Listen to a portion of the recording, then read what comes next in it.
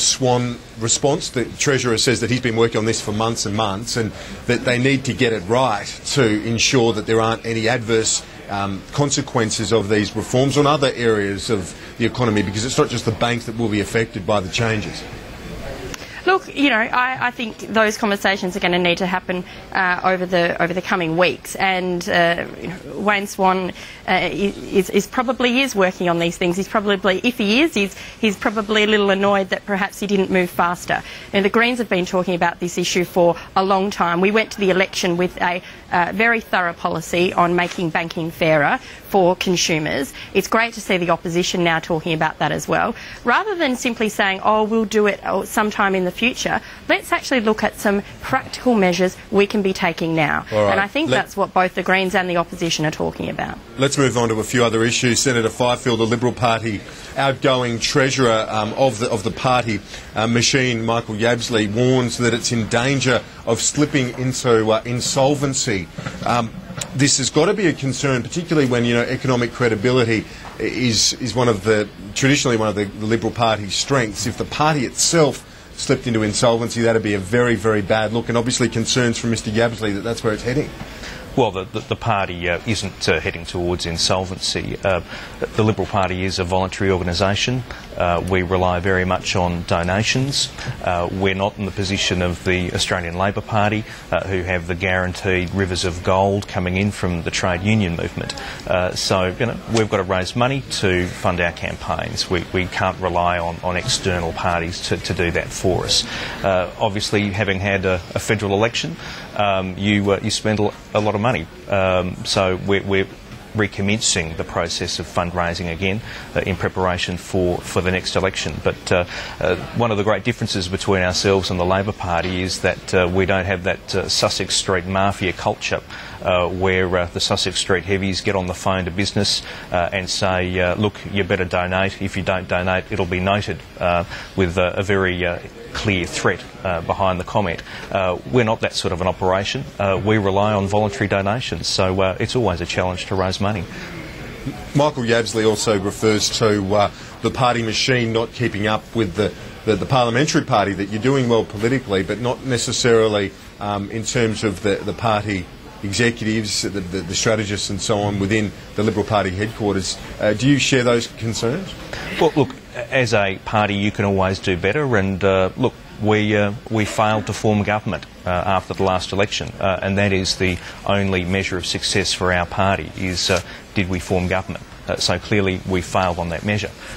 Peter Reith has been appointed to conduct a review of the last election, and Peter will be looking at the full range of campaign techniques and campaign requirements. All right, let's look at the issue of AusMen. We touched on it earlier in the program with the Defence Minister, Sarah Hanson-Young. I want to ask you about what Defence Minister Stephen Smith had to say when it comes to the increasing and ever closer military ties with the United States. Are you comfortable with a greater US military presence on Australian soil? Look, I think what we need to be looking at in relation to our alliance with the US is making sure that it's an equal partnership.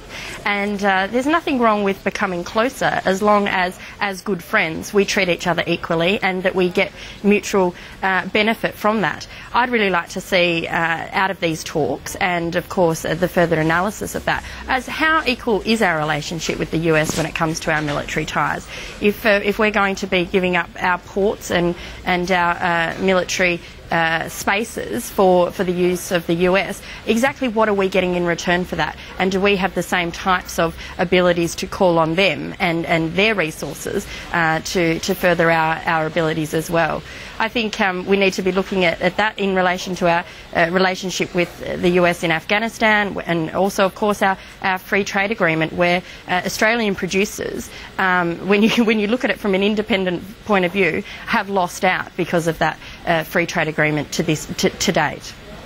Okay, Senator Fifield, your thoughts, and should we be worried, or at least, you know, try to address the concerns that might be expressed in Beijing about the ever closer military ties with the United States, particularly given our economic relationship with the rising power, China? Well, we're in the fortunate position of having a very close relationship with our alliance partner, the United States, and also a very good relationship with our strong trading partner and regional neighbour in China.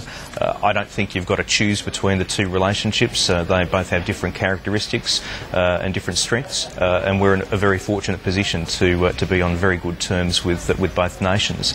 I must say, Kieran, one thing that I do find intriguing and pleasing when we have AUSMIN meetings is how positive the Australian Labor Party is to the US alliance. It's sometimes said that no one ever joins the Australian Labor Party with the intention of championing small business, and there are few, with the exception of people like Kim Beazley, who join the Labor Party with the intention of championing the Australia-US alliance. So I'm always pleased to see people such as Julia Gillard championing the alliance, something which they mightn't have done in their university days or early days in politics. So that's something which I find heartening. Okay, just finally, Senator Sarah Hanson-Young, we've got less than a minute to go, but just on Fiji, the United States appears to be engaging more with the Bainimarama regime. What do you make of that? Should Australia change its tack? Well, look, I think we need to be focusing far more on the Asia-Pacific region and really what's going on. And, you know, I talk about it from a human rights and educational perspective. I think we need to be doing far more in those areas in our immediate region. But in relation to Fiji, I do think we need to be careful. We've sent some strong messages in the recent past to Fiji to say that we really don't accept the idea of disadvantaging their own community for the sake of kind of military might and political might. I would hate to think that anything that we're doing is being undermined. All right, Senator Hanson-Young and Senator Fifield, thanks for your time. That's all we've got time for on AM Agenda. Appreciate your company.